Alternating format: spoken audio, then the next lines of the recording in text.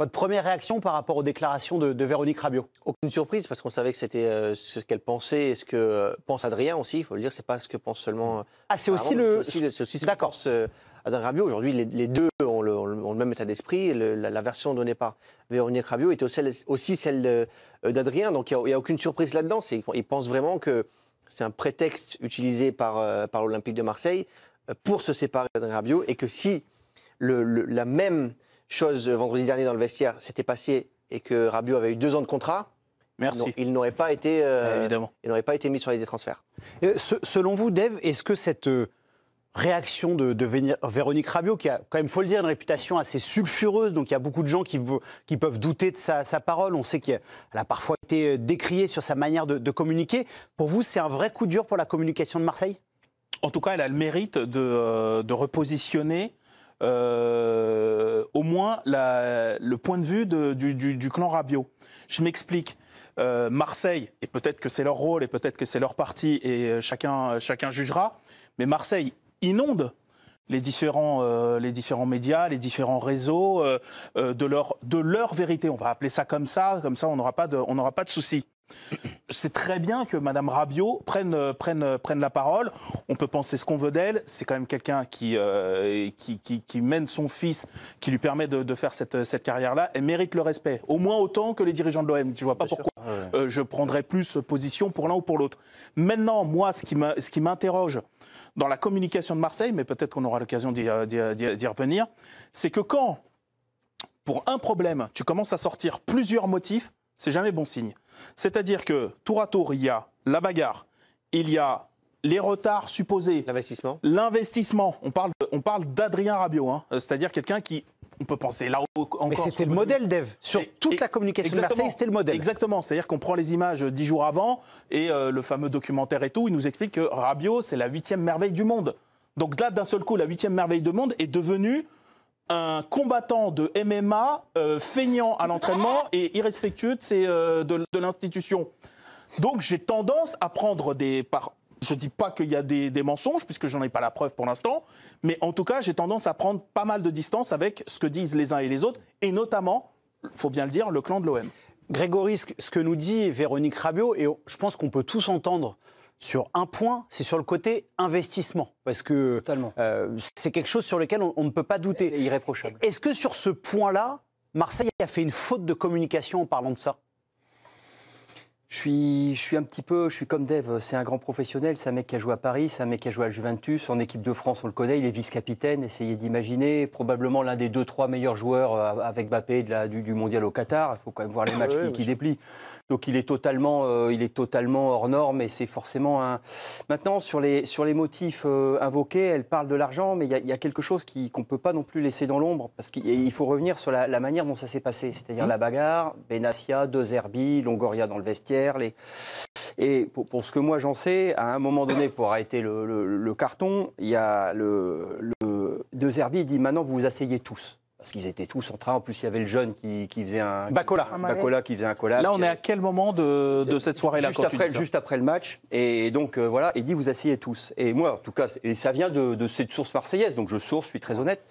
Vous voulez dire ça, c'est avant les premiers échanges de coups ? Non, après les premiers échanges. Après juste pour resituer pour les téléspectateurs. Parce qu'ils n'y arrivaient pas. Donc, Euro aurait insulté Rabiot, qui lui aurait mis une droite. Enfin, voilà. Et donc, d'après, ça vient du club. Donc, je source. Donc, on dit, voilà, vous asseyez tous. Et tous s'assoient sauf un. D'accord. Et De Zerbi dit, oui, mais vous devez vous asseoir. Enfin, Adrien, assieds-toi. Ou il dit, moi, je ne m'assierai pas. Donc, depuis le début, et c'est quelque chose qu'on a en filigrane, il y a la position du coach qui est forcément fragilisée si Rabiot reste dans le paysage. Je ne dis pas que c'est l'unique prétexte, je ne dis pas que les transferts n'ont rien à y voir, je ne dis pas qu'il n'y a pas un côté restauration de l'autorité parce qu'ils étaient quelques-uns à sécher les rendez-vous médicaux et pas payer les amendes et ceci, cela. Mais qu'est-ce que tu fais si un joueur défie ton coach ? La vérité, c'est devant tout le monde, tout le groupe auquel le coach doit demander ceci, cela, devant ton président, devant ton directeur sportif, devant tout le monde. Qu'est-ce que tu fais ? Ou tu sors le coach, ou tu sors le joueur. La cohabitation paraît difficile. D'autant que De Zerbi peut, de son côté, en faire un casus belli. Alors attendez, non, mais voilà. Je peux te répondre à ça ? Juste Dave, avant de lui répondre, pour que ça soit clair, Grégory, c'est vos informations, c'est ce qu'on vous a rapporté à vous. Et ça vient d'une source proche du club. très proche du club. Parce qu'il faut situer par rapport à la mère, Madame Rabiot. Tous les jours, ils en rajoutent une. Voilà.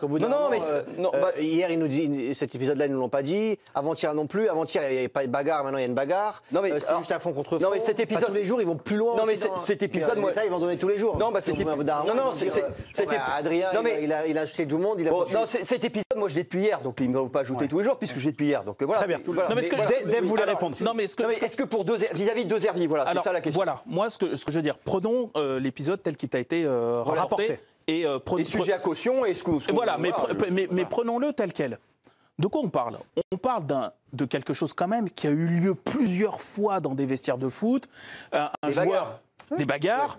Un joueur qui est effronté, peut-on, par rapport à ce que lui demande son entraîneur, effectivement. Généralement, ça se règle. C'est-à-dire que il peut y avoir dans la semaine, Adrien Rabiot qui dit un mot, bon voilà, peut-être qu'au milieu de ses partenaires, s'excuser devant tout le monde. S'excuser, bon voilà, ce jour-là, j'étais pas dans mon assiette, j'aurais pas dû faire ça. Il le sait qu'il a valeur d'exemple, etc. Moi, j'ai tendance à penser que là encore, admettons que cet épisode ait eu lieu, à ce moment-là de l'histoire, j'ai pas de raison d'en douter, ça me paraissait pas être quand même le truc irréversible. Voilà, exactement. Siani, par rapport aux déclarations de Véronique Rabiot, c'est quelque chose d'ailleurs tout de suite qui a été reproché à Marseille, l'affaire des transferts. Hier, dans les colonnes de l'AFP, Pablo Longoria a clairement dit que insinuer ça, c'était prendre les gens un petit peu pour des abrutis. Véronique Rabiot, si elle le dit, c'est une forme de réponse à Pablo Longoria, elle est sûre d'elle, elle n'a aucun intérêt, elle, à mentir. Elle a en tout cas intérêt à donner sa version à elle et à ce qu'elle pense. Après, moi, c'est un truc qui m'est venu à l'idée parce que moi, je suis un petit peu comme Dave. Je pensais qu'il y avait d'autres façons de régler cette bagarre, cette altercation, que de placer Adrien Rabiot sur la liste des transferts.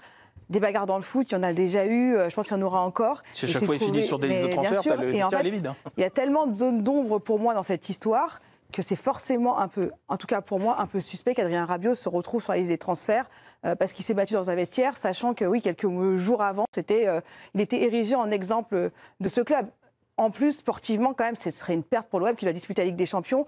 Ils n'ont pas non plus 20 joueurs qui sont en capacité de disputer. D'ailleurs, Siani, Pablo Longoria et Mehdi Benatia s'accordent sur ce point. Eux s'estiment victimes de cette situation parce qu'en aucun cas ils avaient prévu de se séparer d'Adrien Rabiot. Là, on peut les croire. Juste, on n'a pas encore entendu Johan sur les déclarations de Madame Rabiot. Comment vous les recevez, ces déclarations, Johan?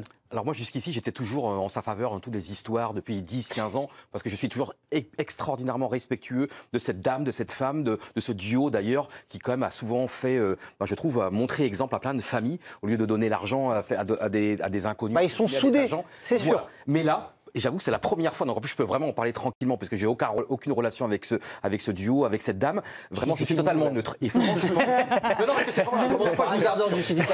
la précaution oratoire. Alors je vais vous expliquer pourquoi. Parce que le truc, c'est que là, moi franchement, s'il y a un moment donné, moi j'aurais aimé. Tu t'excuses, parce que c'est quand même prouvé qu'il y a eu bagarre. Il y a pas, ça a été démenti par personne. Il y a eu Madame Rabiot, Johan le dit d'ailleurs dans l'extrait sonore sur RTL, on ne conteste pas l'échauffourée, la bagarre. Mais tu as le droit aussi de t'excuser, parce que la bagarre, c'est quand même pas une petite bagarre. Je pense quand même que ça a été démenti par personne. C'est pas non plus un simple petit coup de poing. Ça a été grave. Moi, je trouve qu'à un moment donné, t'es Rabiot, t'es le clan Rabiot. Tu t'excuses déjà avant, parce que là je trouve que ils ont pas laissé beaucoup de temps. Il n'a pas eu le temps, Johan. Lundi, il était. Mais là, il a quand même RTL, qui est une formidable radio. Il a le temps. Non, mais ça, je suis d'accord. Mais la décision a été prise avant de le placer sur la liste des transferts. Mais la bagarre a eu des vendredi. Je pense que vendredi. Juste, on comprend rien là. Là, vous parlez tous en même temps, on comprend rien. Ce que vous êtes en train de dire, c'est de manière chronologique. Ce qui s'est passé, c'est qu'il y a eu 2 jours de repos après le match de vendredi. Lundi, on leur a signifié qu'ils étaient mis à l'écart. Et avant qu'ils aient pu reprendre l'entraînement, on leur a signifié qu'ils étaient sur la liste des transferts. C'est allé hyper rien n'aurait pu empêcher Adrien Rabiot et Jonathan Rowe de prendre le téléphone et de passer des excuses à Mehdi Benatia, Pablo Longoria. Rabiot est par la RTL. Et c'est ce qu'elle fait, comme c'est une immense radio. Non, mais c'est pas elle à s'excuser après. C'est pas elle. Non, c'est Adrien Rabiot. Johan, terminé. Allez-y. Je pense qu'à un moment donné, lui, et en plus, encore une fois, moi je suis pro Rabiot et Madame Rabiot depuis 15 ans, depuis toujours. Johan, on a compris, allez-y. À un moment donné, on est à quelques jours de la fin du mercato, ce qui s'est passé passé quand même n'est pas anodin, n'arrive pas tous les jours. Alors évidemment que ça arrive de temps en temps. C'est une bagarre qui est grave. Tu es Rabiot, tu as un statut, tu as un truc. Il est en tort dans cette histoire. Point à la ligne. Là, à un moment donné, il faut quand même revenir à la base. Ceux qui ont tort, c'est pas De Zerbi, c'est pas l'arrière gauche, c'est pas le. Non, mais là, on s'exprime sur les conséquences. On parle pas de la bagarre. Et là, le clan, finalement, on parle d'autre chose. C'est-à-dire qu'avec le clan, dans l'interview, on va encore en parler dans notre extrait. Elle parle, Madame Rabiot, d'autres choses. Mais Benassia, il a fait ci. Non, mais là, déjà revenons aux faits. Les faits, on va recentrer le débat. Parlons-en des faits, justement, la bagarre. Oui. Parce que c'est de ça que tu parles. Moi, des bagarres dans les vestiaires de Ligue 1, sincèrement, j'ai eu des échos sans arrêt. Je veux dire, Plestan qui met une rapace à Hazard parce qu'il fait le mariole, Beria qui met deux Chris avec... C'est arrivé à Metz, c'est arrivé à Nice l'année dernière, j'entends tout le temps. Le Grand Lyon, c'était un massacre. Et c'est là où je vais un petit peu dans le sens de... C'est pas parce que ça arrive souvent que c'est une bonne chose. Il faut encourager les gens à se taper dessus quand même. Non, mais c'est pas ce que j'ai dit, laissez-moi aller au bout. Allez-y, Greg. Moi, et là, je vais dans le sens d'Adrien Rabiot et de sa mère, c'est-à-dire que c'est des choses qui arrivent. Or, Longoria et Benassia disent oui, mais là, ça a dépassé les limites. C'est quoi dépasser les limites? Ça veut dire quoi? Non, mais du moment où l'affrontement physique est quand même pas monnaie courante, mais pas loin dans les vestiaires de Ligue 1 dans ces situations, j'ai du mal à voir la notion de limite. J'ai du mal à la comprendre. Si taper sur quelqu'un, c'est pas passer la limite, j'ai du mal à voir. Donc je trouve qu'effectivement, il y a un petit côté instrumentalisation derrière qui traîne, ça c'est indubitable. Loïc, en fait, on tourne en rond dans cette histoire parce qu'on reste focalisé sur la bagarre. Mais c'est bon, on a compris. Tout le monde dit, Véronique Rabiot et Adrien Rabiot disent qu'il y a eu bagarre. Personne ne nie qu'il l'a tapé Hérault et que Hérault l'a tapé derrière. C'est la décision de l'OM maintenant qui pose question. La question à savoir aujourd'hui, c'est est-ce que cet événement a été utilisé par l'OM oui ou non pour le virer derrière? Est-ce que derrière, si jamais il avait 2 ans de contrat, est-ce qu'il serait encore à l'Olympique de Marseille? Moi, je suis persuadé que non.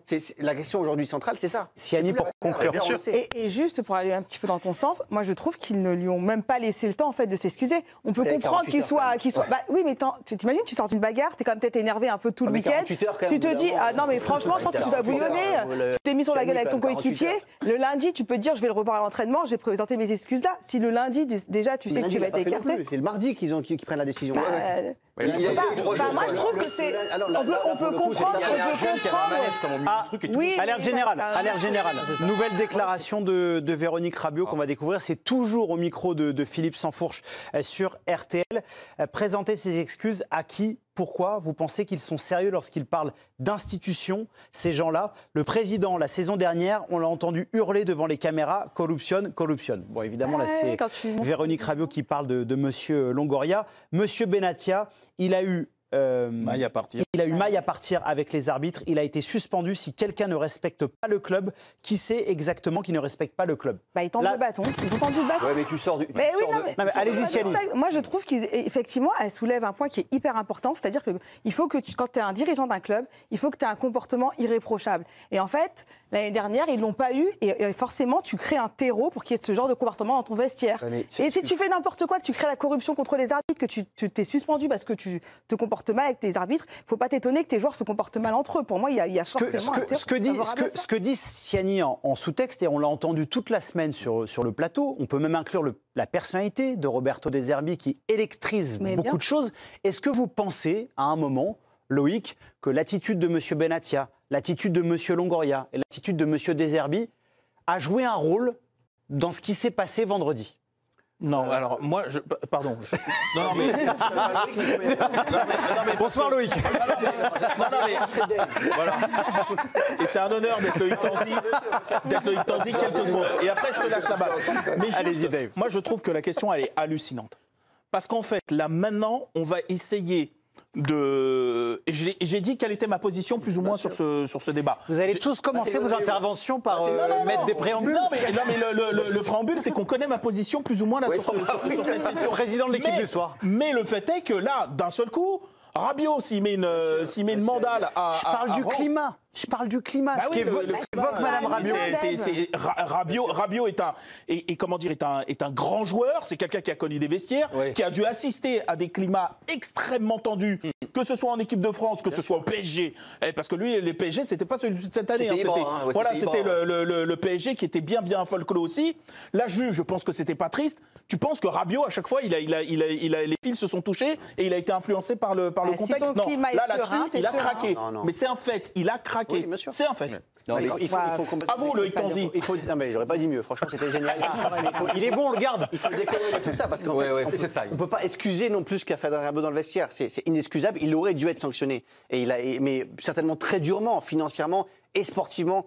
Avec l'Olympique de Marseille. Maintenant, Suspension peut-être d'un mois. Oui, il faut lui mettre même 6 mois. Retenu sur salaire. Tout le monde aurait compris que la suspension de Rabiot, là, ça a été peut-être un peu trop loin. Mais il ne faut jamais dire qu'aujourd'hui, c'est de la faute de De Zerbi, c'est de la faute de Benatia ou c'est de la faute de Longoria. Si Rabiot a mis une droite dans un vestiaire, ça, c'est pas possible. Ouais. Johan, allez-y. C'est une petite question.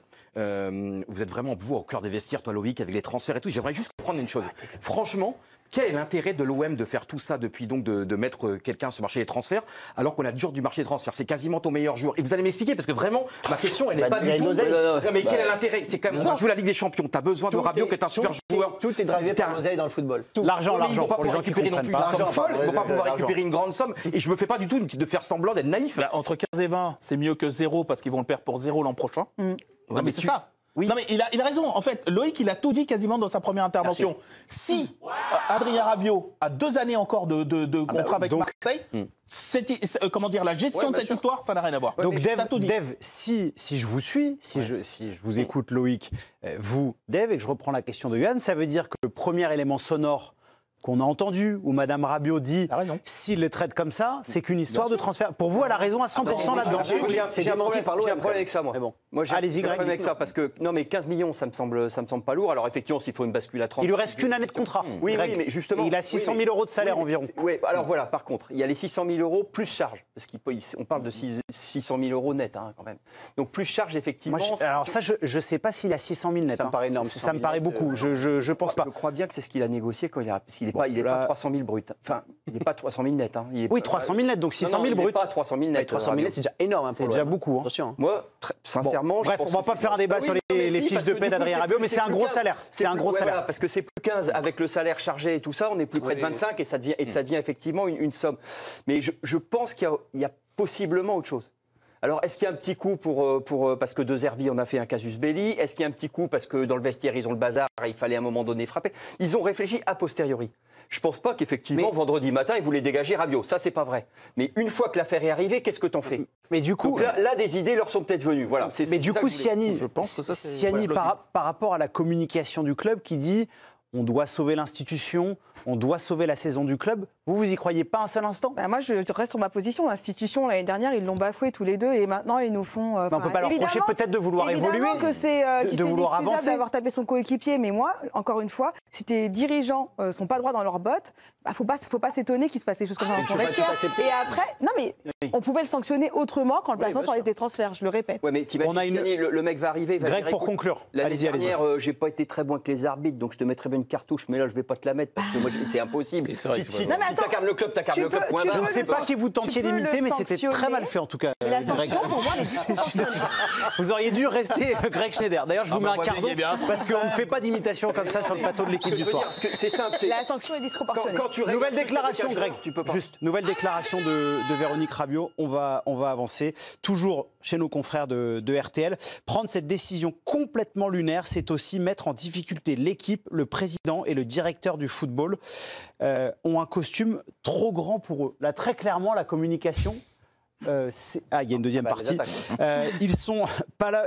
Pardon. Ils n'ont pas le profil du poste et ils sont dévorés par leur orgueil et un ego surdimensionné. Ils sont incapables de contrôler leurs émotions. C'est extrêmement fort. Là, C'est des attaques directes. Elle parle de Mehdi Benatia et de Pablo Longoria. Là, après, on part sur du privé, sur des attaques directes, tout ça. Ça va plus loin que l'affaire. Donc, ça rentre même plus dans l'affaire. Ça, là, pour le coup, c'est juste des attaques. Mais ça vous surprend que Véronique Rabiot règle ses comptes comme ça? oh, pas du tout. Non, Pas du tout. Mais ça veut surtout dire qu'il y avait un problème avant cette histoire-là entre le club et Rabiot. Bien sûr. Pour en arriver là, pour qu'il y ait un discours aussi fort aujourd'hui de leur côté et de son côté, c'est que le problème, il date il y a plusieurs semaines déjà. Alors moi, je suis d'accord avec toi, mais par contre, ce qui me gêne, c'est que le problème existe. À la limite, tout le monde peut l'entendre. On sait que les fins d'histoire entre Adrien Rabiot, enfin le clan Rabiot pour faire court, et ses clubs respectifs, que ce soit Paris, que ce soit la Juve, mais particulièrement Paris, et là maintenant Marseille, on le sait que c'est toujours un peu compliqué parce que déjà, ils ont une stratégie, c'est d'aller au bout de leur contrat, c'est leur truc. Ok. Donc on le sait que pour un club, c'est embêtant. Et que, évidemment, ça peut même commencer à monter dans les tours. Moi, ce que je n'aime pas du côté de Marseille, c'est non pas l'idée de se dire, il faut qu'on s'en sépare parce que sinon on va le perdre pour rien l'an prochain. Ok, très bien, c'est une stratégie de club. Mais par contre, quand tu veux te débarrasser de quelqu'un, ils ont quand même cette tendance, et ils avaient un peu fait ça avec Jonathan Klaus, c'est quand même de charger la barque au maximum. Et moi, je trouve que c'est même tactiquement mal joué. Parce que, on l'a dit, on a tous connu de manière directe ou indirecte les vestiaires de foot avec des embrouilles, et parfois c'est monté très haut. Là, que quelqu'un comme Mehdi Benassia, qui en a connu des grands vestiaires, mais qui a connu des vestiaires... Il était au Bayern. Le Bayern, c'est le FC Hollywood. Et la Juve. Voilà, la Juve, etc. Donc, si tu veux, des vestiaires bien très durs, il en a connu. Que Mehdi Benassia, comme les autres, nous explique « Je n'ai jamais vu ça en 15 ans de carrière, etc. » Moi, je m'attendais à ce que Jonathan Rowe, il arrive en fauteuil roulant. Bien sûr. Non, mais pour qu'il y ait un truc où on t'explique qu'il y a eu un déchaînement de violence comme jamais tu l'as vu, que tout le vestiaire est traumatisé. Højbjerg, il est traumatisé. Højbjerg, il a rien vu. Il faut que tu ajoutes la défiance envers ses dirigeants. Greg a dit quelque chose de très intéressant. C'est qu'une fois que les dirigeants ont été le voir pour lui dire voilà, ce que tu as fait, c'est pas bien, tu vas pas venir à l'entraînement, etc., eux, ils ont senti une certaine défiance de la part d'Adrien Rabiot qui fait qu'au lieu de s'excuser directement envers ses dirigeants, lui a dit ok, mais vous me sanctionnez, vous laissez passer tous aux jeunes joueurs dans le vestiaire, ce qui est en train de se passer, c'est pas normal. Il y a une grande incompréhension. Et donc, eux, ils ont senti une défiance envers leurs joueurs, et donc c'est ce qui a rajouté un peu plus de. Non, mais j'entends bien, mais ce que je veux dire, c'est que derrière, pas obligé de m'expliquer qu'Adrien Rabiot, le mec, c'était le roi de l'octogone. Et la petite phrase, pas tous en même temps. Cette exagération est justement la partie faible de leur argumentation, parce que tu as l'impression qu'ils l'ont monté pour le justifier. Voilà. Johan et après Siani. Allez-y, Johan. Alors évidemment, Mme Rabiot a totalement raison de donner au moins son opinion, mais ce que je comprends pas dans cette déclaration... Johan, là, franchement, je suis obligé, parce que si vous commencez votre phrase à chaque fois, mais elle a raison, et je l'adore, et je rends respect à Mme Rabiot. Ça fait rouge, c'est un deuxième jaune. Ah bah si, du coup, Siani, vous avez la main. Non, parce que effectivement, elle leur taille un costard, mais eux non plus se sont pas gênés pour la tacler en disant elle n'est pas venue au rendez-vous parce qu'il faisait très chaud. Enfin, ils ont aussi mis la petite musique dans la tête des gens qu'ils se sont pas très bien comportés avec eux et que finalement ils méritaient presque de se faire. Ce qu'on dit, il y a un problème avant l'épisode. On va faire sortir Johan de prison parce que alors là, non mais là je vais m'excuser. C'était pas un deuxième. Le premier était pour Grégory Schneider. Et donc voilà, c'est de ma faute. C'est pour moi. Allez-y, Johan. Premier jaune du coup. On va le retirer. Très bonne question. Non, mais je trouve que le fait qu'elle parte un peu dans tous les sens, surtout avec les attaques personnelles, ça décrédibilise le propos. C'est-à-dire que si vraiment... c'est vrai aussi, ça. Moi, c'est ça qui est dommage. Pourquoi elle va à gauche, à droite? Tiens-toi en fait. C'est-à-dire que je pense qu'ils font ça parce que Rabiot, mon fils, dans un an, il va partir et donc ça les intéresse. Il y a eu des attaques contre elle. Ils se sont attaqués. Oui, mais je pense qu'à un moment donné aussi, elle a le hein. droit d'évoluer, Mme Rabiot. Elle a le droit aussi de dire il y a eu tellement d'affaires. On a le droit de changer. Peut-être Benassia, un jour, il va changer. Peut-être aussi Longoria, il va changer. Donc, à un moment donné, je trouve quand même, là, c'est une situation quand même qui est gravissime. Et là, elle fait des interviews. Et à un moment donné, ne va pas dans tous les sens. Oui, mais c'est toute la limite du binôme Adrien Rabiot, Véronique Rabiot. C'est qu'elle est agent, mais elle est avant tout maman. Et que là, en fait, quand elle commence à dire de manière factuelle, c'est l'agent, quand elle commence à attaquer sur la personnalité, etc., là, c'est la maman. C'est la maman qui sent que son fils est attaqué, qu'on le fait passer pour un voyou, parce qu'il n'y a pas d'autre mot, pour dire que le mec, il a massacré quelqu'un, qu'il est en retard à l'entraînement, tu le fais passer pour un mauvais professionnel, qu'il n'est pas investi. Enfin bref, tu touches en fait à son fils. Après Dave, moi, je sais pas... Ça rend le côté seul au monde, là, tous, pas là. Mais encore une fois, ils ont fait exactement la même chose avec elle. Longoria, il avait besoin de préciser qu'elle n'était pas venue à rendez-vous parce qu'il faisait chaud. Il aurait pu dire qu'elle n'était pas venue. Mais là, on est dans une guerre de com. Bien sûr. On est dans une guerre donc de com. elle répond exactement sur la même ligne. Elle répond parce que hier, Marseille a mis la grosse dose. Donc elle met la même dose. Ce qui est plutôt de bonne guerre. Et juste, moi, je ne sais pas, je ne peux pas en parler, je ne suis pas parent, mais c'est une réaction humaine, je suppose, quand on est parent, si on touche à nos enfants. Non, mais là, il y a quelque chose d'irrationnel. Celui qui essaye, je te dis, je pars en vrille. Voilà, donc... Oui, donc là, on peut... Madame Rabiot, c'est du petit c'est crucial parce qu'en fait, c'est un point important. Dans l'histoire, si vous voulez, parce que pour ceux qui nous regardent, tout le monde a raison en fait. C'est-à-dire que Marseille va éclairer des faits qui vont dans son sens et les faits seront indiscutables. Et les Rabiot vont dire attendez, il a joué son rôle de cadre parce que le gamin s'était mal comporté, il lui a mal répondu et tout. Et ils sont aussi dans le vrai. C'est-à-dire que tout le monde est un petit peu dans le vrai là-dedans. Et l'histoire, d'avoir les deux versions permet à la fois d'équilibrer, d'avoir un tableau plus juste. Donc heureusement qu'elle parle quand même, d'une manière, quoi qu'elle dise. Il y a juste quelque chose, je vais me servir, puisqu'on reparle une nouvelle fois de l'affaire de violence et que vous avez répété, ça arrive dans tous les vestiaires. oui. Moi, il y a juste quelque chose, et j'en ai marre d'entendre ça depuis une semaine, il n'y a rien qui peut justifier la violence. Et il y a un moment, le monde du foot, aussi hors sol qu'il soit, il y a un moment, il faut être capable d'entendre aussi que deux gens qui se tapent dessus, c'est extrêmement choquant. On est d'accord. On a dit qu'il devait fonctionner. Bien sûr, oui, mais on l'entend trop peu, je trouve. Non, mais c'est pas la violence qui nous Vous avez raison, vous avez raison de le préciser pour nos attends. téléspectateurs et notamment nos jeunes téléspectateurs. Là-dessus, vous avez raison. Nous, on parle de la réaction surjouée de la direction marseillaise qui t'explique qu'ils n'ont jamais vu ça. Si vous n'avez pas de conscience, il n'y a pas de problème. Mais n'en dégoûtez pas les autres. C'est pas faux, c'est pas faux. Non, mais c'est bien beau de savoir un peu les coulisses, mais il y a un moment donné quand même, moi je trouve que l'histoire elle est quand même assez biblique et assez facile à comprendre. Après on peut discuter pendant 25 heures et c'est la magie de ces émissions et c'est magnifique, mais il y a quand même, après, est-ce qu'il va être viré 6 mois, est-ce qu'on le suspend 6 mois, est-ce qu'on le suspend 2 mois? En gros, on a fait une demi-heure pour rien là. Voilà, Pas du tout. Pas du il y a tout. un moment donné, on va pas non plus aller jusqu'au 46e degré de cette histoire. Il y a un mec qui a tapé un autre, et 2 mecs sont Non, virés. mais non, il faut aller. Alors, par rapport à ce qu'il dit, parce que ça, c'est très important. Mais pas Évidemment que la violence n'est pas justifiable. Seulement, elle arrive dans énormément de situations, et là, on l'utilise et on le sort et on en fait une arme médiatique. Donc ça, c'est pas la même. On en fait un élément de communication. Voilà, on en fait un élément Juste pour voilà, préciser, donc il faut quand même- dans l'interview que donne Véronique Rabiot à RTL, elle dit, parce qu'elle revient sur les violences, elle dit qu'il n'y a pas de jour d'ITT, qu'il n'y a pas eu de fracture constatée, qu'il n'y a pas eu de lèvres coupées.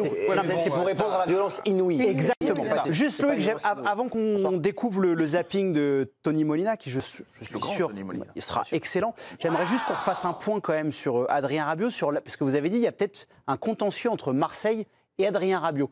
Est-ce que c'est réel qu'il y a eu un manque d'investissement du numéro 25 de l'Olympique de Marseille, ou est-ce que c'est les histoires de prolongation de contrat de 3 ans qui étaient un temps évoquées? Alors, sur le manque d'investissement, je ne sais pas parce que je n'étais pas à l'entraînement, mais en tout cas, c'est ce que Marseille dit. Et Marseille dit clairement que depuis le début de la préparation. Ça, c'est quelque chose de il est pas au sûr niveau. et ils le maintiennent. Ils le disent, quoi. Depuis le stage aux Pays-Bas, il n'est pas au niveau et ils ne s'investissent pas comme ils attendent de lui. Après, sur le contrat, il y a une certitude, c'est qu'il y a une offre qui a été faite à Adrien Rabiot Ça oui. à la fin du printemps, que lui n'a pas donné de réponse positive et que les négociations n'avançaient pas. D'accord. Et donc, on était plutôt proche d'un Rabiot qui partait libre que d'un Rabiot qui signait un nouveau contrat. Très bien. Pour conclure, Greg. Très vite, l'année dernière, sur l'ensemble du championnat, il prend 2 amendes. Cette année, sur les 2 mois de préparation, il en prend, selon le club, 4 ou 5. Donc, Là, vous parlez juste d'Adrien Rabiot. juste d'Adrien Rabiot. Plus le fait, parce que quand il dit... Ouais, mais ça, c'est un élément important. Voilà, et quand il dit... Oui, mais il c'est ne- un élément pour expliquer qu'ils utilisent Oui, la mais bagarre. exactement. Et quand on dit certains joueurs ne payent pas les amendes et tout, lui ne paye pas les amendes. En tout cas, c'est que le club fait ça. Très bien. Merci beaucoup, Greg. Vous avez commencé votre émission à cet instant et c'est vraiment parfait. Tout de suite, c'est le zapping de Tony Une Molina. demi-heure d'échauffement, tout va bien.